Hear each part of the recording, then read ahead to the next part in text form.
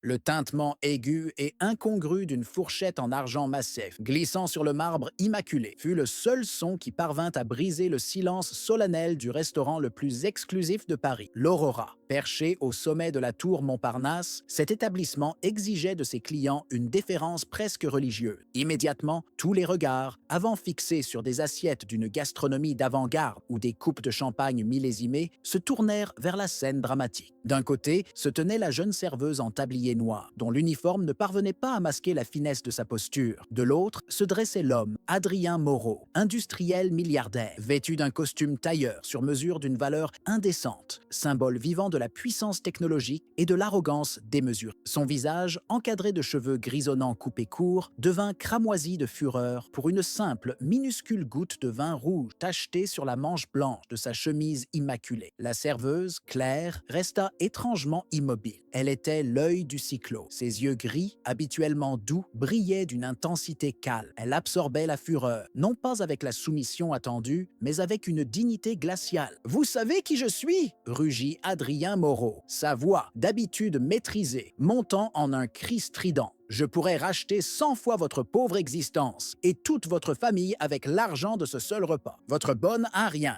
Une tension palpable, glaciale, s'abattit sur la salle. Pourtant, Claire ne trembla pas. L'humiliation publique, souvent subie en silence, avait atteint ce soir-là un point de rupture historique. Elle le regarda droit dans les yeux, son regard aussi stable que les fondations de la tour sous leurs pieds. Et d'une seule phrase, prononcée sans aucune précipitation, elle fit vaciller le monde de cet homme, exposant au grand jour une vérité vieille de plus de 20 ans. Mais avant cet instant, tout avait commencé des heures plus tôt. L'Aurora, avec ses baies vitrées offrant une vue divine, était une citadelle du pouvoir. Les clients, tous issus de la haute élite, ministres, PDG, célébrités de l'immobilier et de la finance, y jouaient chaque soir une pièce soigneusement chorégraphiée. Le personnel, entièrement habillé de noir, était entraîné à l'invisibilité et à l'efficacité robotique. Parmi eux, Claire, âgée de 26 ans, avait développé une patience et une discipline au-delà de son jeune âge. Ses gestes étaient imprécis et discrets. Depuis 2 ans, elle servait sans jamais se tromper. Elle connaissait les recoins du restaurant, les habitudes des riches ici, leurs exigences aberrantes, leur colère soudaine, leur silence plein de sous-entendus. Elle savait qu'ici, la faute n'avait pas de pardon et que l'erreur était payée au prix fort. Ce soir-là, on lui avait attribué la table la plus redoutée, la table numéro 7,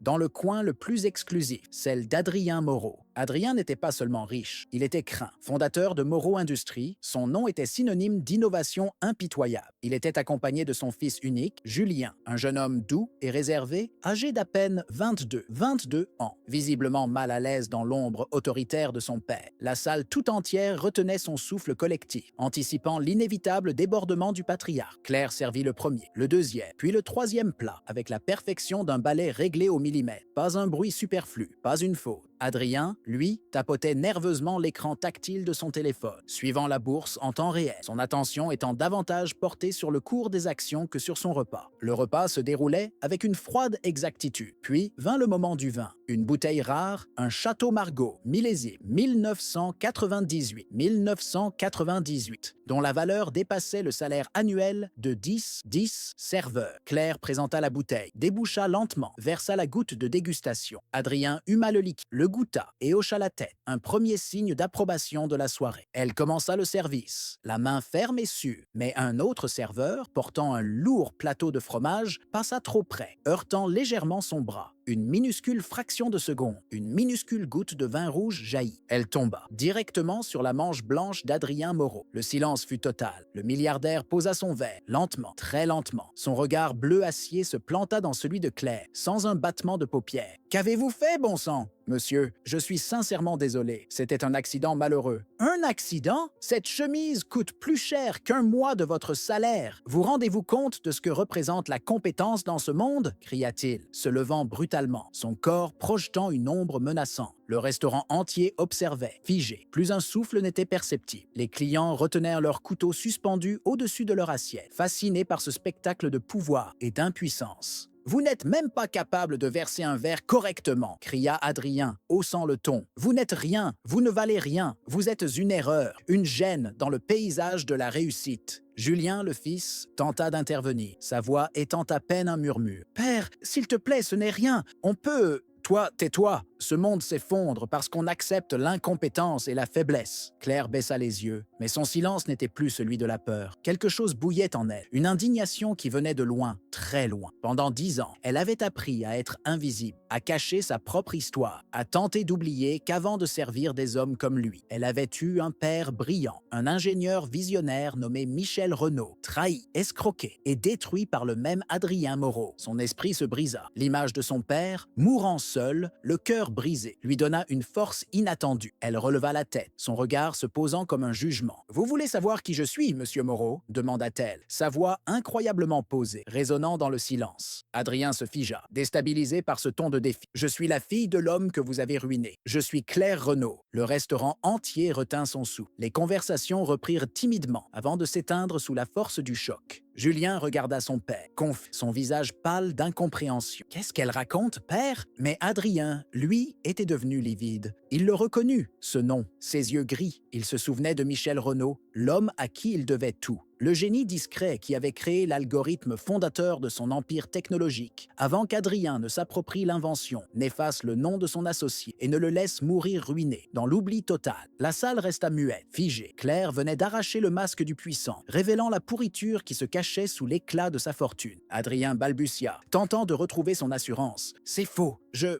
ne la connais pas. Elle invente tout. C'est une folle. » Mais c'était trop tard. La vérité, nue et brutale, venait de traverser les vitres épaisses du mensonge. Des téléphones se levaient. Des vidéos furtives furent prises. Les réseaux sociaux s'enflammèrent dans l'heure qui suivit. Le lendemain matin, Paris tout entier, de ses quartiers chics à ses banlieues, parlait de l'affaire Moreau. Le milliardaire humilié par une serveuse. Une goutte de vin et un secret de 20 ans dévoilé. Les versions s'entrechoquaient. Certains défendaient Adrien, criant à la tentative d'extorsion. D'autres, plus nombreux, voyaient en Claire une héroïne moderne, un symbole de la lutte du pot de terre contre le pot de fer. Mais pour elle, c'était bien plus qu'une simple vengeance publique. C'était une libération, la fin d'une décennie de silence et de douleur. Elle avait enfin rendu à son père une petite partie de sa voix. Quelques jours plus tard, elle reçut un message électronique d'un certain Bernard Caron, un avocat à la retraite, âgé de 78 ans. Mademoiselle Renaud, j'ai connu votre père. J'ai conservé les documents originaux de son partenariat avec Moreau. Si vous souhaitez les voir, contactez-moi. C'est l'heure de la justice. Ses mains tremblaient en composant le numéro. Elle alla le voir. Dans le vieux bureau poussiéreux de l'avocat, des dossiers jaunis portaient des titres oubliés. Renaud et Moreau Technologies, contrats originaux, transfert de brevets. Bernard Caron, un homme à la droiture inflexible, avait conservé les preuves de la fraude, ne perdant jamais espoir de voir un jour la justice triompher. Bernard posa un dossier sur la table. Votre père était le seul créateur du système de compression de données que Moreau a ensuite breveté à son nom, en changeant quelques lignes de code pour masquer le vol. Il l'a manipulé avec des clauses légales qu'il ne comprenait pas, signées lors d'une période de grande faiblesse. Regardez ses dates et ses signatures. Les preuves étaient là, noir sur blanc. La vérité, juridiquement incontestable, qui manquait à la seule mémoire affective. Claire sentit une larme monter, qu'elle essuya rapidement. Il faut que le monde entier le sache, me Caron. Mon père a été assassiné par cette trahison. Ils fouillèrent dans les archives familiales. Claire se rappela d'un vieux bureau de son père, en bois massif, conservé dans un garde-meuble depuis sa mort. Elle s'y rendit. Sous une latte de plancher décollée, elle trouva une clé USB,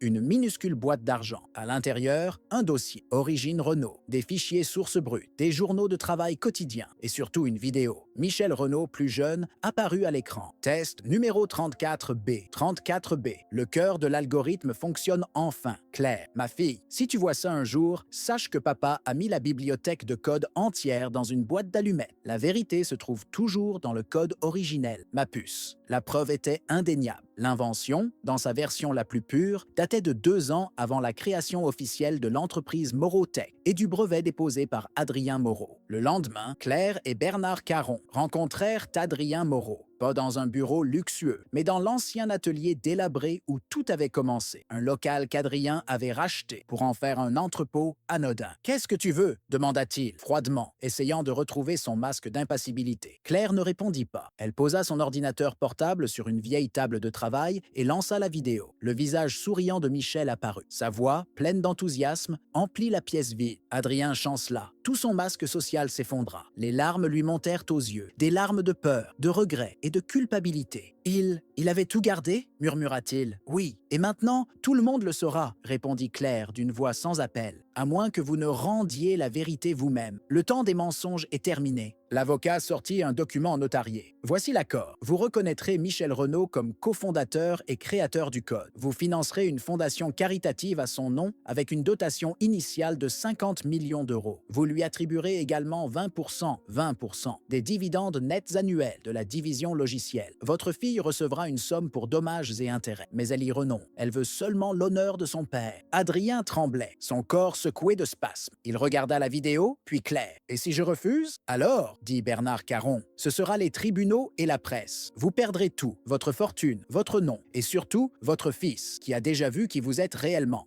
Adrien se laissa tomber sur une caisse de bois, décomposée. Il signe les documents. 3 jours plus tard, un communiqué officiel fit trembler le monde de la technologie française. Moreau Industries reconnaissait le rôle fondamental et fondateur de Michel Renaud dans la création de son système de compression de données. Une fondation caritative à son nom, la Fondation Michel Renaud pour l'innovation éthique, était créée pour soutenir les inventeurs indépendants et les jeunes ingénieurs issus de milieux modestes. Les journaux titrèrent « Un génie oublié enfin réhabilité. La serveuse qui a fait tomber un empire de mensonges. » Adrien Moreau conserva sa fortune, mais perdit son image publique. Et son fils, Julien, qui, écœuré par la bassesse de son père, quitta la France pour refaire sa vie en Nouvelle-Zélande, loin de l'argent sale. Quant à Claire, elle refusa les projecteurs médiatiques, les offres de livres et d'interviews. Elle devint la directrice exécutive de la Fondation Renaud. Elle transforma le vieux bureau de son père en son nouveau lieu de travail. Elle soutenait des jeunes talents issus de milieux défavorisés. Elle créa des bourses d'études pour la justice sociale. Elle voulait créer un monde où les idées et l'intégrité, pas l'argent, décidaient de la valeur des gens.